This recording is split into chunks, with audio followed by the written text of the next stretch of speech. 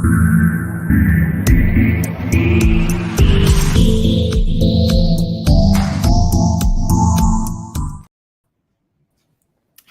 and welcome to Dojo Live this Thursday, July 6th, 2023. My name is Kim Lantis and it's my pleasure to be co-hosting with America Guerrero today.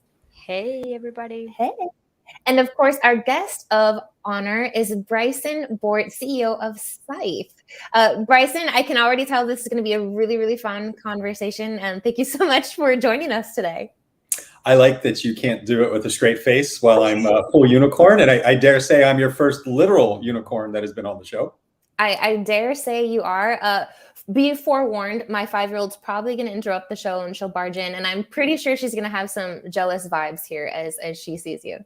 Well, we can hook her up with a sticker pack. And then for those of you who are going to be in Vegas for Black Hat, we will be having a refreshed coloring book.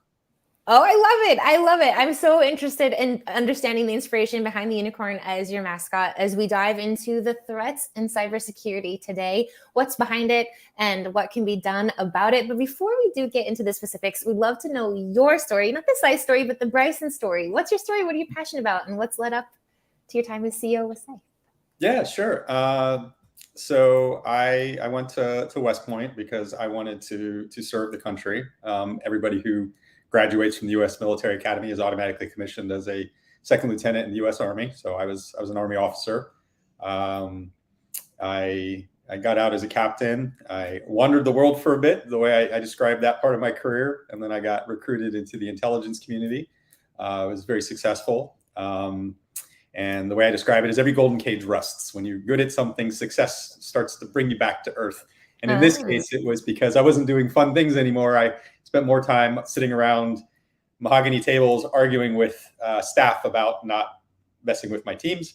And I was like, all right, you know what? I can do this on my own. So 10.5 years ago, I quit and founded a consultancy named Grim. Grim does penetration testing. I think what makes Grim a little bit different is literally you name it, we've done it. Most pen testing companies do network penetration testing or web apps, whereas we do everything. We've done cryptocurrency, we've done cars, we've done satellites, we've done drones. Wow. And that leads to, in 2016, Target came to me. And I think everybody knows the story of Target.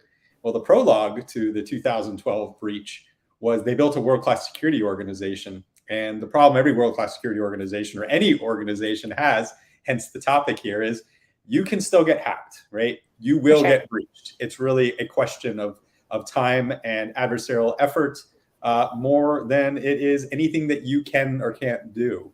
And so how do you continue to find effectively the edge of the rainbow of your exposure and the potential risk that you have? Yeah, you like that? We're going to keep going back with unicorn. I'm digging it. And so they came to me and they asked me at Grim to build them a tool. And I was surprised there wasn't anything like that already on the market. And I went back to them, I was like, well, I could build you this. Or what if I co-invested and built you this entire platform that you could scale any threat you ever wanted on your own terms? Can I keep the intellectual property though? Because that sounds like a market idea. Like I've written about this before. So that was the birth of what we call Project Crossbow, which was an R&D project that we co-developed with them for 2.5 years. Along that path, I learned I don't know very much about commercial software sales and development. So I brought in some investors who do know what they're doing. So Ron Gula, who co-founded Tenable, and Dmitry Alperovich, who co-founded CrowdStrike. And we spun SCYTHE out of Grim. And that's what I've been doing full time for the last 5 years. So inevitably, of course, why the unicorn? Exactly. I'm like, we got Grim, we've got SCYTHE, which isn't necessarily a happy, connotation, and then we got unicorns. No. So Grim is all about change. It doesn't have to be dark. It's just understanding that change is inevitable, and continuous improvement is the foundation of all business. And in security, as we described, you're constantly doing that because how else do you stay up with what's going on? And again, to the topic of the show, the continually changing threat. Who are they? Why are they? Stay tuned at 8 o'clock for what can kill you in your sleep. That was a news joke, not this. I caught it. I'll do all the jokes and then I'll make sure people understand sometimes because I'm a little dry and folks are like, was he serious? So I created this logo. I hired a graphic designer from the Blizzard video game company, and he came up with this. And this was really neat. And it was cool because it's the kind of logo that really like sticks out in your memory, which is good for brand awareness. And so as I'm spinning out Scythe, I'm like, well, how do I find lightning in the bottle twice? Because a scythe is just a piece of wood and metal. It's not interesting. And what we used to do at Grimm is we would do an annual t-shirt contest for DEF CON. So DEF CON is the largest hacking conference in the world. And one year I came up with the idea. I'm all ready with like my props. I came up with the idea of a Grim Reaper riding a unicorn because I just thought it was really funny, like the juxtaposition. And so the design philosophy, I call it the Disney villain, is the adults all laugh and get the joke. Like that's a Grim Reaper riding a unicorn. And the kids are just like, it's cute. Yeah. Right? Simba. Hakuna Matata. So I was like, well, this was a really big hit as a design. Unicorns. And that's where I created the Scythe logo. So we do the unicorn with the scythe for Scythe, and it's on our stuff. We love it. And then, of course, I mean, I'm the spokesperson in the face of Scythe. So why not lean into the bit? So I will dress up as a unicorn. I caught that one too. So America is down in Cancun where it's very hot. I'm in St. Petersburg, Florida, where it's also very hot. I have a bunch of custom hoodies that I had made that I'll wear in different colors to highlight what I'm talking about. But those get kind of warm. So this is my summer unicorn outfit. I love it. And I think it's interesting too, the unicorn juxtaposition with something like a scythe, right? That doesn't really fit. But at the same time, isn't that sort of what cybersecurity is all about? Like it can look unimposing, like non-threatening, and yet there's this strikeable, deadly component, right? That you need to be at the ready. So what I call it is we have collective existential angst in our industry. Part of that from the people side is the folks who come into cybersecurity, I tend to find are very problem oriented, but at the same time, they want to solve it, and you can't. Nobody has solved cybersecurity. So the existential angst is kind of like, where am I compared to everybody else? And as Friday evening approaches on a 3-day weekend, is there going to be an incident? I'm going to lose my weekend. Yeah, for sure. And I think with that, it's a really great lead into the questions we're hoping to answer today. What are we going to be talking about more specifically, America? We're going to talk about what really is the threat in cybersecurity, a closer look. Who is behind the security breaches we read about? What are the motives and what does it look like? Why do breaches keep happening and what can companies do about it? So please share with us. Dragons, unicorns, evil fairies. What is the answer?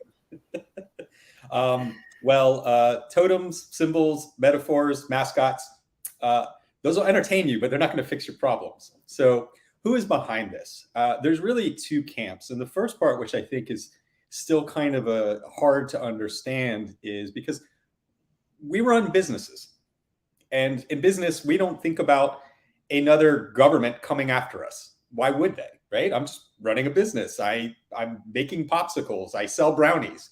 And the only reason I even care about information technology, because I didn't start my business making the world's best cookies because I wanted to get into IT. Information technology is what allows my modern business to scale, right? How else do I make cookies in all these locations and handle the supply chain and logistics and the sales? Yeah, every company is a tech company these days. Every company is a tech company when you get down to it, but that's not why they're in business. But that same tech that enables that business is what makes them the target. And so the fact that Russians are going to support ransomware gangs, they're going to come after you. Why would that have been on your bingo card for creating a cookie company? But that's the world we live in. And so the threat really is mostly, what we would call colloquially nation state. So Russia, China, Iran, and China, China gets counted twice. Why not? Russia, Iran, China, North Korea. And what's unique about that is it's not always just them coming directly. They also have collaborate with criminal elements. So most of the motives are actually criminally related because cash. This is why ransomware became such a big deal. If you want to dig in more to that, I did a keynote with Chris Krebs back when he was the director of the Cybersecurity Infrastructure Security Agency in 2020 at RSA conference, and we predicted the national security implications of ransomware, which unfortunately have come true. And that's, I think, what most folks are worried about, because ransomware isn't and I'll use the Chinese example of like, hey, we are trying to steal every piece of intellectual property that we can get our hands on so we can bring our economy ahead to compete globally. But your business stops, right? The cookies machine shut down. The office computers stop, right? You can't do business anymore, and hence the ransomware, because I'm holding your operations ransom until you pay me to do something. And then the fear of no guarantee. Like, what do I do now? Do I pay? And even if I do pay, do I actually get my stuff back? And then what? Right? Yep. Well, and so the other funny little piece of that is because all of the engineering that they do goes into the ability to break in and to effectively ransom you. The decryptor, which is the code afterward to undo it, that is not well engineered. So yeah, going to your point, those things don't always work or work well. Yeah, that's terrible. So we've got the idea of, motives, what it might look like, and this idea of why does it keep happening? Like, if there's this, you mentioned earlier in the show, this constant change, this in business and everything. Why is this really no different, or is it even faster? What does this look like in terms of scale and speed? Yeah. So macro level, until about 7-8 years ago, the US government was not getting involved in this. The US government was like, we will protect our assets. Private industry, you're on your own. Good luck with that. And if you don't want regulation, fine. It's not even regulation. I mean, but if you think about how, this stuff doesn't just appear, it comes over the internet, and the internet has all of these touch points and visibility, and private industry was effectively left to its own devices to protect itself from that. And that hasn't worked so well. So this is where you start to see things like, I talked about CISA earlier with Chris Krebs, and now Jen Easterly is running it. That agency is only 4 years old. And yeah, I know, right? Exactly. It's like, wait a second. The domestic agency that's responsible is 4 years old. And the internet's been around since, widespread. I remember it coming about in the 90s when I was in middle school, right? Mid-1990s is when the internet, you want even more milestones of this stuff that's interesting? So yeah, internet being widespread, really mid-90s. Firewalls. So what's a firewall? Firewall is a way to say, my network is different from your network, right? It's just a simple, like, not everything can just come through both ways. Those were not commonplace until 20 years ago. Until 20 years ago, we didn't segregate. Halfway through, from then till now. Yeah. And then the reason I like the story of Target is not to pick on Target, because it could have happened to any company, but because that was the next milestone where cybersecurity writ large took a jump forward in understanding the threat at the business level. Because it's not a question of, do the nerds get it? It's, do the business folks who are willing to make, invest in it and make compromise, because this security has a cost. And so that was where Target in 2013 changed that game. So it's really about the modern cybersecurity ecosystem is effectively 10 years old. And that's why we're it was never designed to be this way. And we're going backwards with things that we can't change and trying to fix it. Mm-hmm.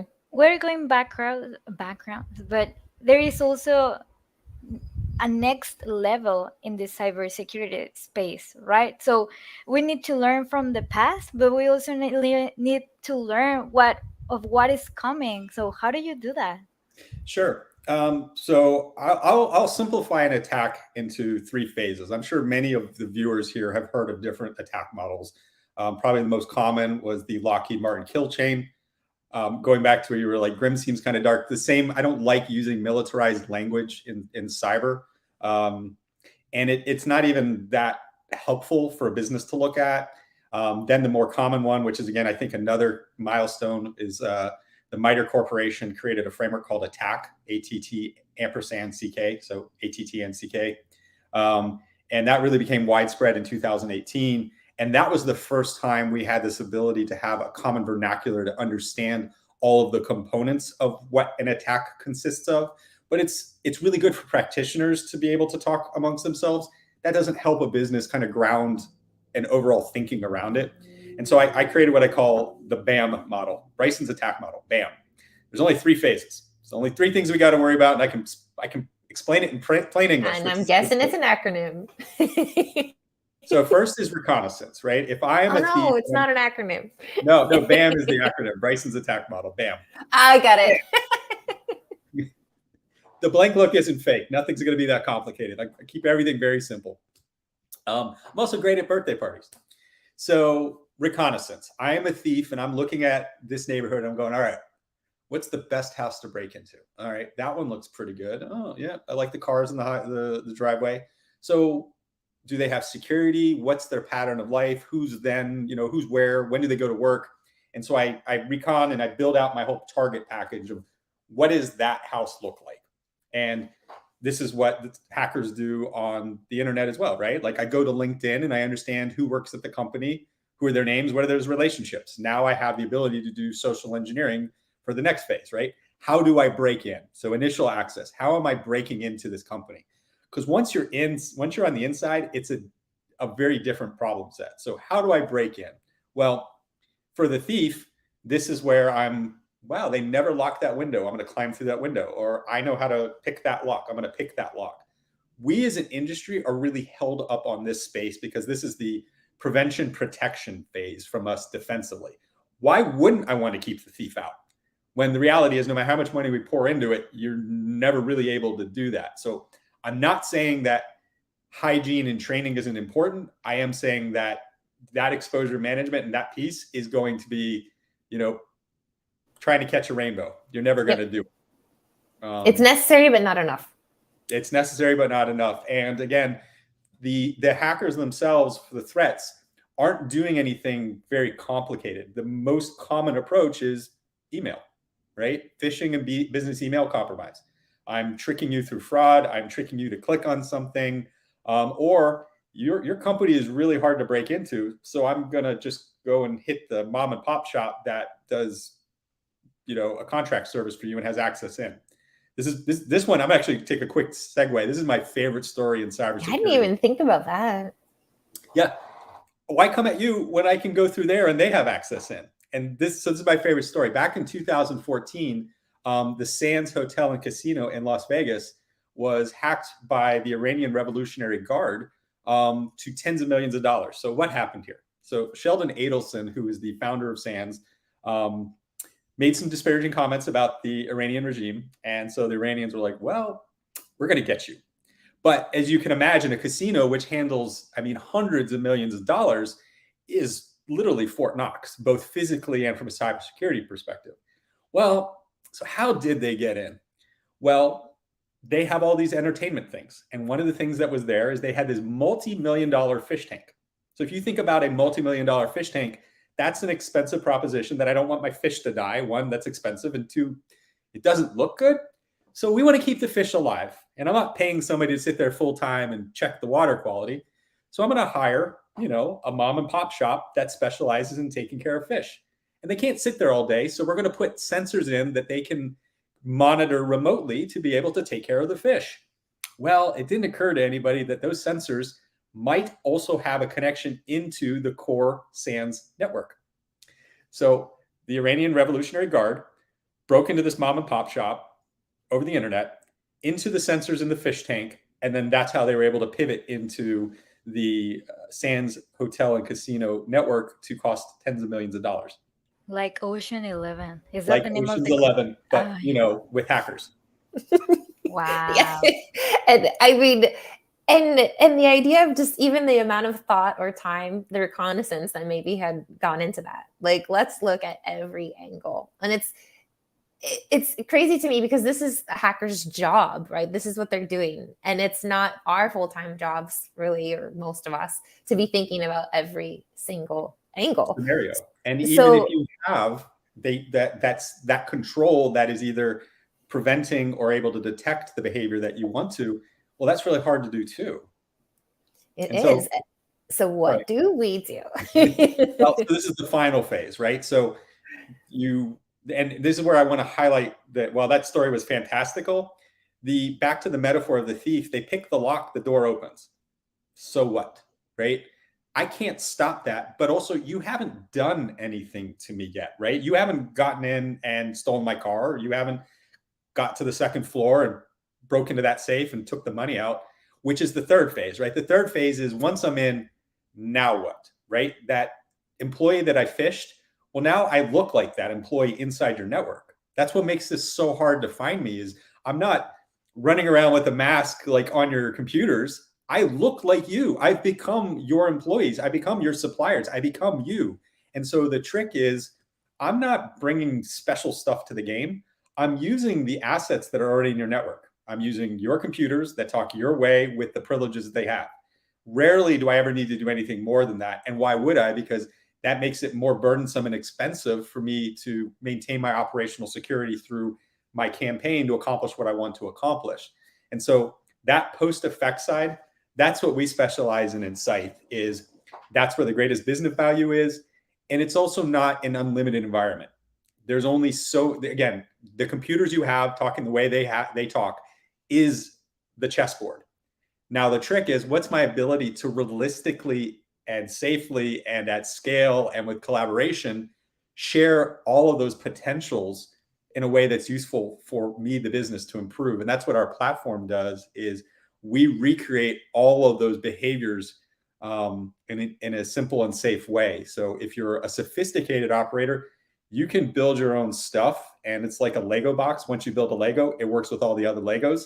So you can continually grow. So America, back to your question, how do we stay up with the latest thing? You can stay up with the latest thing yourself. And there's not a lot of novelty in that space. The way they break in is most of the novel component. What's they do afterward? It's actually a lot of the same stuff. Just nobody has found a way to be able to replicate the way we do all of that stuff that's in a useful way repeatedly. The second part is, well, most companies don't have the sophisticated red team operator to drive this kind of stuff. So they're like, well, how am I supposed to use your platform? This is where we make threat intelligence useful. So threat intelligence is, America, right? Directly to your question, how do I stay up with the latest thing? Most threat intelligence is very basic machine readable stuff. Hey, we saw 6 months ago an analyst catch a malicious campaign coming from these IP addresses. So we're going to deny list those. The actual malware was this file hash signature. So we know that's definitely bad. That's the basics of threat intelligence. And as we note, that doesn't help us because all it does is stopping the basics at the bottom that are already aged by the time they get to us. It doesn't allow us to understand where do we stand with respect to the behavioral components of what these malicious actors look like. And so that's what our tool is doing is we turned all of that logic into one button click. So we're looking at the latest stuff and we're going, all right, we're not sharing that stuff because you already are getting it and it's not that great. What we're giving you is here's the logic and the behaviors. And so you don't have to understand that. We've already tested and driven it. You just pull that down with the platform and now you can run that and see where you stand with the latest threat. And the part that I like the most about this is we're not in the classic offensive assessment problem of, hey, we're continuing to find all these problems for you. We're also showing you what already works. And that's, I think, the part that's missing too often in cybersecurity is we're not giving credit where we've already been making an investment. Hey, that tool worked. Hey, that policy with that person, they caught it in this period of time and that worked for us. Like, let's show those wins and we can do that. So it's, if I'm understanding this correctly, it's less about identifying the specifics. And when you get to the behavior, even though hackers have breadth and they look at every angle, that's actually not as creative as it sounds. It's kind of the same game plan again and again and again.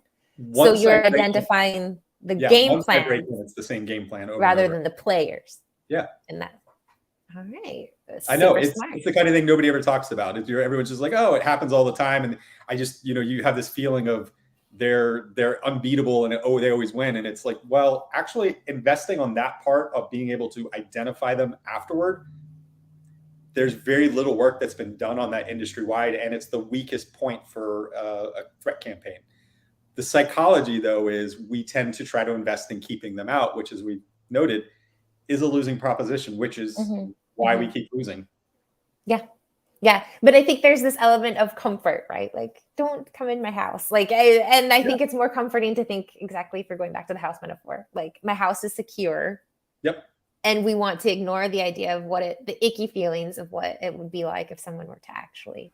Yes. And I'm also thinking that it doesn't matter if you are a company who has like 500 employees or 10 employees, because the idea that you're protecting, the business that you're protecting, it's so valuable. So who are your users? Who are the companies that want to know about the solution Yeah, that you for have? sure. We've talked about bakers and cookie makers, but is there a limit for you in terms of a size, or are you able to help everyone? Yeah. So one of the smartest people I know in cybersecurity is a woman named Wendy Nather. She's the CISO of CISOs over at Cisco.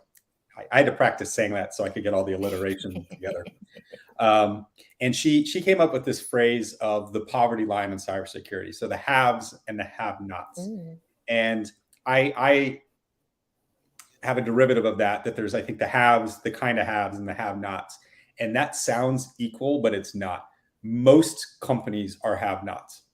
The cookie makers, all of them are have-nots. I mean, unless you're, Crumble, maybe. Is that big unless you're enough yet? Unilever, right? Who was bought like, billion-dollar cookie businesses. Most people are the have-nots, and that's part of this challenge, because I don't believe they don't understand the threat. I think that's where. So I talked about Krebs and I calling out ransomware, and I wrote an op-ed with Dr. Paul Rosenzweig in USA Today in 21 after the Colonial Pipeline hack, because what that did is that turned ransomware into what I call a kitchen word. Your grandmother most likely has heard of ransomware at this point, which the silver lining of that means we get it. And so these have-nots, it's not that I don't think they don't get it. I just think they're going, where do I start? I need someone to help me. And it's scary sounding. It's complicated. Yeah, it's just like it's easier to just trust that it happens to other people. Like, I'm small, nobody cares really. Yeah. So I'm not a target. Well, ransomware made me a target. So everybody is a target. I mean, I'm buying a Microsoft or a Google Chromebook or an Apple Mac. Like, why aren't they just taking care of these problems? And the reality is, as we've discussed, is it's more complicated than that. And so the haves, there aren't that. I mean, we're talking like a fraction of a fraction, right? We talk the socioeconomics of this country of the top 1% or the top 0.1%. We're talking targets. Haves are even smaller percentage of the overall millions of businesses that there are in this company and this country. And those, anybody who's on the stock exchange is a have. They have the budget to be able to do something about this. And then the kind of haves are the folks who they have enough money to hire a managed service security provider to get something, but they kind of get whatever they get, and at least they can afford that much. And then it precipitously drops off to the have-nots who got nothing. So our strategy is, we're a young startup. We're a late A round startup. We've got over 100 customers globally. We've been successful working with the haves, and I want to turn this tooling into something that is accessible to everybody. And it's not just, again, the ease of being able to find the problems, but also the ease of being able to fix those problems. And so our goal is as much of that automation and integration as possible, where my tool is just the unicorn in the background. You don't even have to worry about it. It just does what it's going to do. And so partnering with those managed service security providers and managed service providers to be able to offer something that is affordable because the tool's doing all the work. Okay, so that's who your client really is, rather than the enterprise itself. It's the companies that help secure the enterprise. Well, so that's where we're trying to go down market to those have-nots and those kind of haves, because it's all comes down to money, right? I can't afford a $50,000 red team or a penetration test, but maybe I can afford $500 a quarter for all of that to be packaged for me. And it's interesting. I mean, going back to your Las Vegas example, the truth is it's in the haves' benefit to take care of the have-nots, right? You're jumping into something I've talked about before, and that is the fact that the interconnected nature of all of these businesses mean that the lowest hanging fruit still makes you vulnerable, even if you're Fort Knox. Exactly. Bryson, we've come down to the last minute or so of our show today. I did want to ask you, in all of your experience, I mean, whether that's, pre-cybersecurity with actual intel and military, or coming up, what would be maybe the biggest word of wisdom that you'd give to somebody and say, this is what I've learned in all these years, and I want to share it with you? Sure. I think this applies to everything. It's not about the tech, it's about the people. And that I extrapolate that in a lot of ways. For this discussion, people are the largest risk surface area, and yet we keep throwing nerd solutions at nerd problems. It's people. And then conversely, I mean, going back to where you had talked about the fact that the haves should be invested in helping the have-nots, I think we as a society and as a community need to be doing that all for each other. And I think that there's too little empathy and support in the industry and in the world. So it all comes down to people. And one of our core values at SCYTHE is kindness, because I think, again, it comes down to people. I love that. I love that. And that core value certainly aligns with rainbows and unicorns and, the ideal that we're all kind of hoping for. Maybe not reach, because it's hard to catch a rainbow, but doesn't stop us from trying, right? There's a pot of gold there somewhere. Somewhere. Perfect. Thank you so much, Bryson, for your time today and sharing all about your story and SCYTHE's story. Stick around, please, as we go off air. But before we do, we'd like to remind our viewers that we've got 2 shows coming up next week. Kicking it off on Wednesday will be Super Social with Jonathan Friedman. And then we've got Kibo with Barsan Mosafari, and he's going to be talking all about, and I had this and then I lost it. Hold on. He's going to be talking about machine learning to the rescue, and to the rescue of who? The data team, of course. How machine learning technology can help manage insane volumes of data and keep cloud costs in check. So be sure to catch that on Thursday, the 13th, right here, Dojo Live, 10 o'clock Pacific.